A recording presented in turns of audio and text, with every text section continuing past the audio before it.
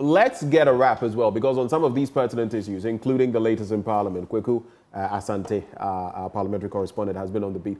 Let's catch what he has for us, and then we'll come back to the studio for reflections on same. With Parliament having resumed, there is now major controversy on the number of business or the key business that the government side is seeking to push through.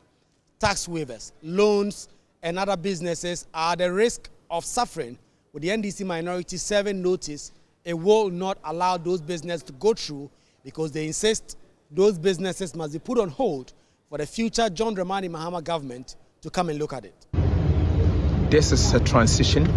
We should allow the next government to make that determination. But anything that will seek to benefit all of us, and all of us agree to, we will support that, like bills, lawmaking. But those loan agreements and the likes of, leases and all, must wait for the next government to make that determination. Dr. Kessel Atuforsin brought this issue back on the floor, alleging again government plan to buy some ships for Ghana's Navy at a cost of 140 million euros, something they describe as unacceptable.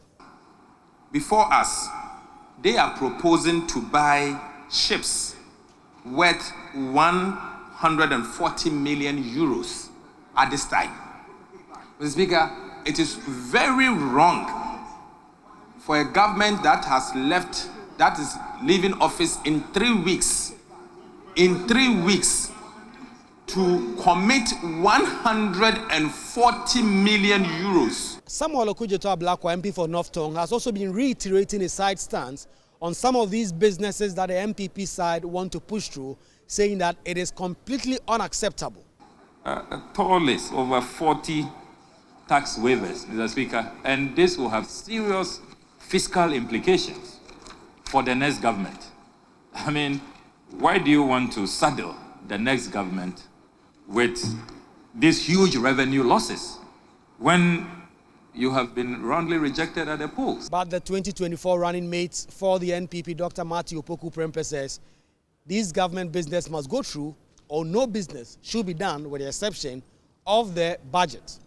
Mr. Speaker, I also don't believe that we are going to sit here and pick and choose. If we are not going to, and we are left with only 1 or 2 items, let's do those 1 or 2 items and leave the incoming government with a free hand to operate as they want. But what has been agreed, vote on expenditure for the first quarter of next year and other matters that we all agree to. Let's do that, and we can rise in 2-3 days. Majority Leader Alexander Afenyo-Markin has been appealing to his NDC colleagues to come to the table on some of these businesses. For me, if members have new issues to deal with, we can deal with them. But let us adopt the report without any condition. And then we can take other matters up. That's what I want to suggest to the House. Ultimately, the Speaker of Parliament, Alban Bagbin, has issued some directives on them. Some of the businesses, he says, he will allow for them to be transacted. For some, he says, those must be left to the incoming government, while he says for some, it is simply not attainable because of the time frame that the 8th Parliament has before it expires. In the next 1 week, Parliament is going to sit on all these key businesses. It is left to be seen if the NPP side will press to get these businesses done or will wait for the next government to take them over. But the NDC are preparing to take over in the next Parliament as the majority with more than 2/3, and they say that this victory signals that the Ghanaian people simply have little tolerance for bad governance. Reporting for Joy News, Kweku Asante, Parliament House, Accra. It's for the Christmas break. Kweku Asante from Parliament, of course, at the Accra International Conference Centre. And major issues, gentlemen, that were raised, including Dr. Kessel Atuforsin taking on the current administration on tax waivers. You're looking at about $350 million worth of them. You are looking at a 140 million euro proposal to purchase ships. Then you have the likes of Alex Tete, the second deputy majority whip, also saying, listen, if you go down this road, I want to quote him. He says, if the NDC is preventing us from presenting these papers, then what I will say is that we should leave it to them. Equally, It's not important for us to pass or vote on accounts for them to use in January, February, and March. If this is what they want us to do, then we go ahead. Let me start with you, because you are in Parliament. How do you address these issues? Also admitting and realizing, I'm sure you would admit, this government is in power until midnight of the 6th of January, 2025, right?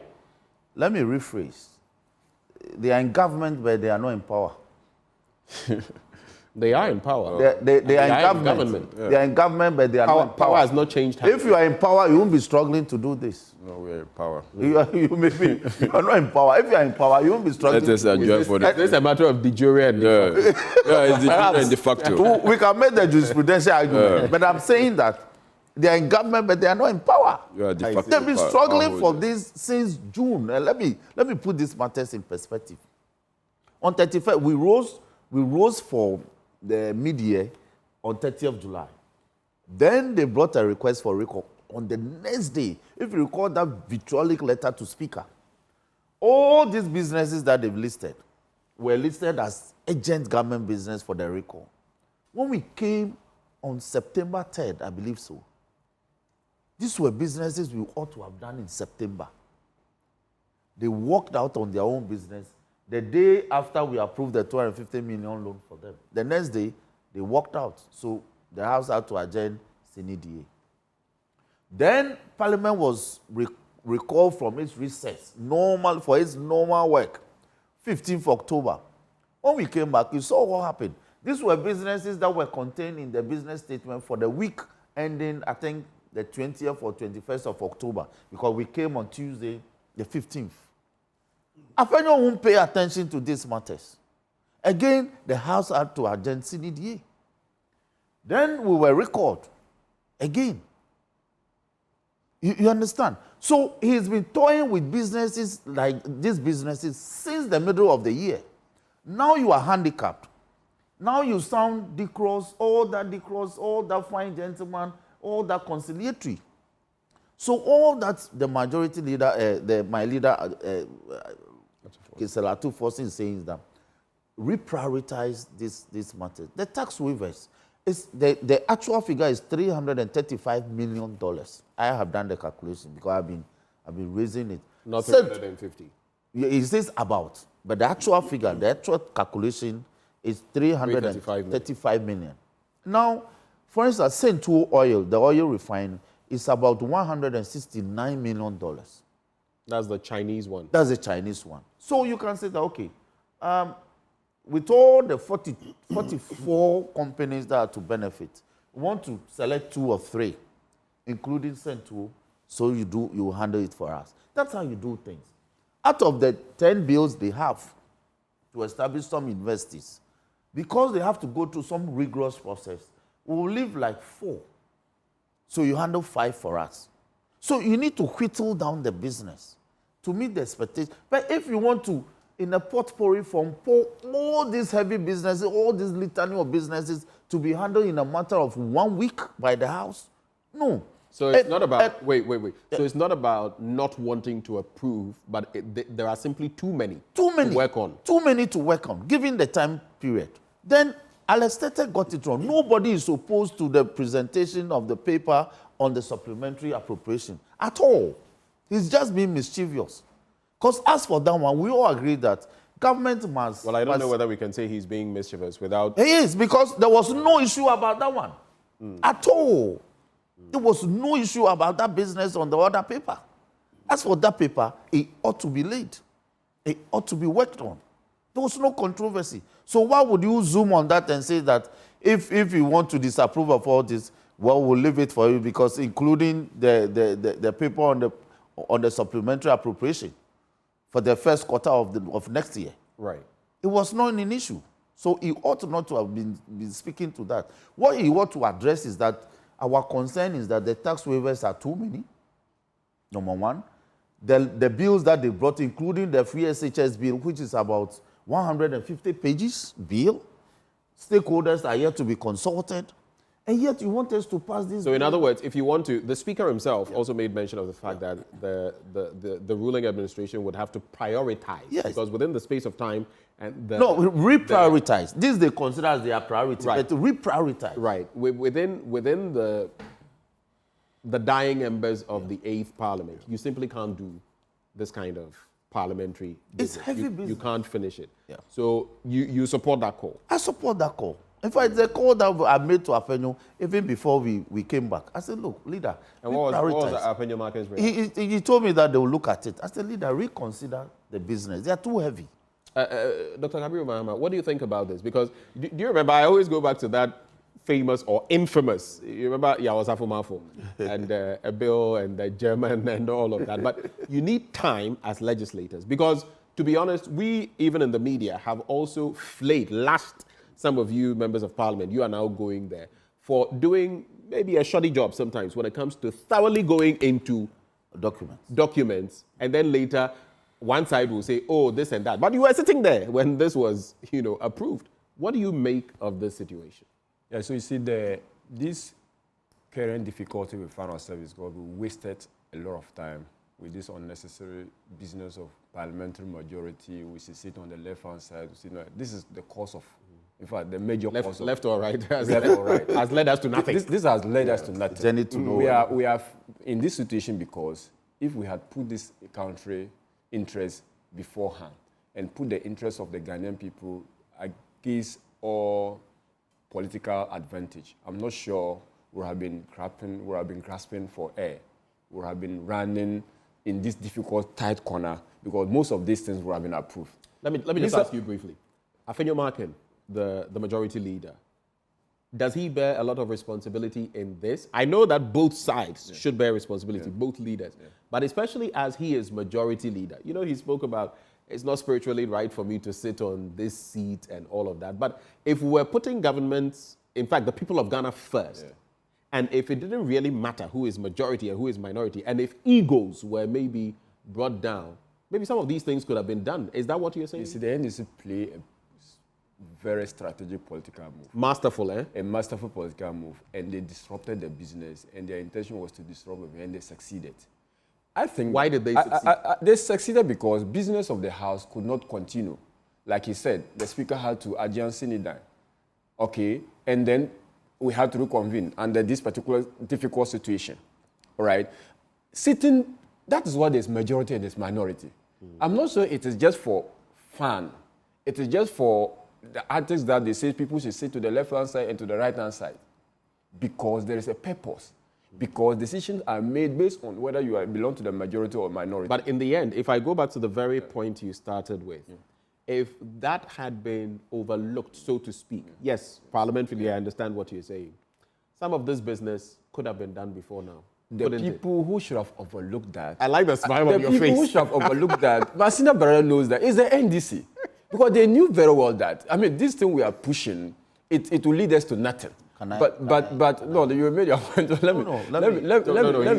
I'm making a point. So that has caused us all this. But look, we are now here. If you can't do all, you don't leave all. Okay, that is the situation we found ourselves. You do some. Which is what he's also saying. Yeah, that is what we're all saying. Now, for me, I feel that if Parliament can sacrifice, okay, because these are not things that have been, they are not surprises that have been sprung on them. There are things they are already aware of, but it's just asking that we did not get time to, read through, peruse this document, and we're now needing time. If Parliament would sacrifice, the government is a continuum.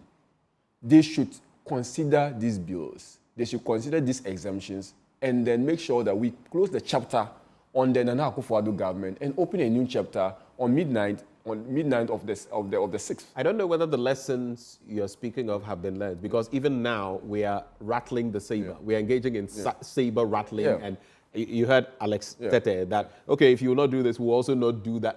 We've gone through this, and even now, this is happening. Because Alex Tete is thinking, is preempting that those things you are stalling, those projects or bills that you are trying to frustrate, will go into the records of the new Patriotic Party, and they'll end their tenure, highlighting those as part of their achievement. But if we don't appropriate, if we don't approve appropriation, it's going to bite the NDC. Especially so in the first 3 months, in the next 6 months, in the next of government. I'm mindful of that. I mean, an NPP person will say, well, you don't want to approve anything. Let's leave everything and leave it to you to come and approve. And then when we start the 9th parliament, you realize that this one will go on. People may go without salary. People, it may affect government businesses. So now they want the government business to move smoothly in the 9th, in the 9th parliament and also in the next government. Okay. But they don't want to close a chapter. Let's give at least a good closing of Nana Addo Dankwa Akufo-Addo's government, and let's all start afresh. I believe that if time will not be enough or adequate for them, we can reprioritize the business. Censure can be approved. Free senior high school bill can be examined. We can consolidate at least these gains, and then we move on with life. Roxanne. Now, Kabiru, you got it wrong when you said we have frustrated your business. You got the opportunity in July when you put in a request for a recall. You listed these same businesses as agents. You walked away from your own business. When we return in October, you're again referencing when they did not. Yes, again you walked away from your business. So why do you blame the NDC for being? But are you asking me? You are your leader of government business, a majority leader. If you list business on the order paper and you decide to play politics because of ego problems and you walk away from your business, I won't sit in the house and do your business for you. That is why Speaker adjourned. Again, it was your leader that took matters to the Supreme Court and truncated a lot of time for us. So you dug your own grave in this matter. But we are saying, imagine that on the order paper or in the business statement yesterday, the businesses that we had included the presentation of papers for the supplementary appropriation and a few others. You think we'll be talking? What is the economic benefit for awarding 335 million tax waivers to about 44 companies? What is the economic benefit? Unemployment is still high. You haven't brought those analyses to Parliament. You are insisting that they should be granted tax waivers. What are the welfare benefits for the people in terms of employment? You haven't stated it. You want us to gift $335 million to people, to entities like that. Entities which ownership we have traced to a lot of people connected with people in government. So these matters, we can go into them, but once you see us resisting right from the beginning of this year, you ought to have been put on notice. Yeah. But you want to railroad this matter through. That is what we are resisting. Yeah, but finally, it is not right for you to say that, for instance, free SHS. You introduced free SHS in 2017. We've been complaining that bring legislation to underpin it. You waited till November 2024 to introduce a bill, a 150-page bill in Parliament. How do you expect Parliament to pass such a legislation under such hasty conditions? But Dr. Kabiru, on that point, I feel a lot of disservice has been done to free SHS. Perhaps the only major thing that the Nana Addo Dankwa Akufo-Addo administration will be remembered for, free SHS. I feel a disservice has been done to the policy, and the good thing I'm happy about is that John Dramani Mahama has reiterated time and again that this is not a problem. It's something that has come to stay. It will be continued. The qualitative issues will have to be looked at. But imagine if someone else had decided that, we could phase this out on the back of not having a proper policy framework. Why at that time? I mean, I feel it was so not ill. Law. They didn't have the law. They had the policy. No, I'm talking about the proper in terms of the underpinnings of what it has to do. We didn't have anything on that. The law would give legal backing to the policy in a sense that any breach, any non-implementation, any derailment of that particular policy would have a recourse in the judiciary. That is the essence of the law. But why wait till now? Why wait till now? I'm coming to that point. Policies are... there's no such provision in the law.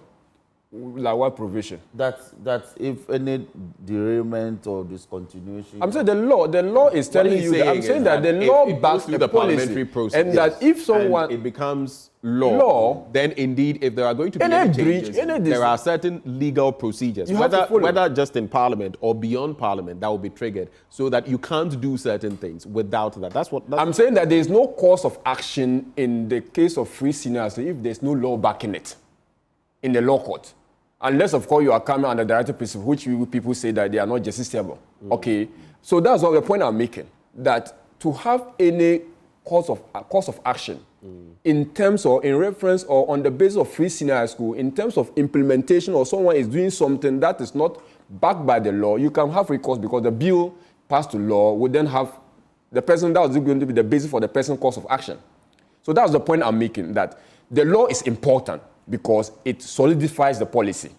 It gives legal backing to the policy. It makes it like something that can transcend beyond government. Because any policy can decide to change, any government can decide to change a policy because it doesn't sit well with the government My priorities. difficulty is that the point he's making, I'm a bit confused because I read the law, I read the bill. What the bill seeks to do is to streamline, for instance, the duration. Now, the bill is proposing making JSS and SHS one, all right? And then also, in terms that is part of the problem because the bill has not been and then there's also attempt to take a look at to bring in the private sector, the schools in so the now, so let me just give an example. Let me just give an example. For instance, if a private school because any government who wants to let him so let me make the point. If a private school is not covered, meanwhile the law requires that a private school is covered, the law will give the basis for you to bring an action. Now that's the point I'm making, that there cannot be any course of action unless, of course, the law is the one going to guide you. That's the point I'm making. The president-elect has also spoken about private institutions. As far as so that's the point I'm making. Now, one could have said that. We have about 3 minutes to go. Yeah, one could have said that, look, free scenario, we should have brought the policy earlier. The law. The bill. Much earlier. We should have brought the bill much earlier. I agree with every Ghanaian that, look, this should have been maybe the first thing in our second year in 2019. Right. Probably. Because we had envisioned it and it was being implemented. Right. So I agree that, but better late than never. We shouldn't frustrate it because it has come late. Okay. If there are anything, I think that point. If there's anything tweaking of it, we can all look at that and then make it work for Ghanaians. NDC, I deny that we have frustrated government business. You shot yourself in the foot. You cut your nose to spite your face. We are rather trying to help you now, honestly. Again, if you look at the chamber, we dominate you. You claim we are in a minority, but yesterday we again outnumbered you. Your members are demotivated to attending to business. Okay, so that point is Kabiru, anyway, you are welcome. Your leader, yes, Dr. Kasila Forson, says the NDC MPs will not support any government business that seeks to burden the incoming administration. Yeah. Is that where you stand? For instance, in terms of the tax waivers. I mean, everything else that has been discussed. Yes. That is still the position of the NDC. Yeah, that is it. And your caucus in Parliament. Yes. All right. Yeah, but just we have to go. Just a quick one on the tax waivers. I mean, is granted on the exemption bill, right? Yes. And before you bring such waiver, the memorandum that is supposed to back it should state about the economic importance of it. Right. Should state why you are asking for. But mention has been made of mention has been made. Political, affiliations. It's just a paper. Look, it's part of the problem. It's just a paper. Laying some 44 companies or naming some 44 companies as being worthy of the tax exemptions without any recourse to the Tax Exemption Act. So we are asking, come and do justification. They've not been able to give that economic policy analysis of the grant of the tax waivers and the nature of the employment, the multiplier effect it will have on the economy. We don't have it. Gentlemen, we have to go, but stay.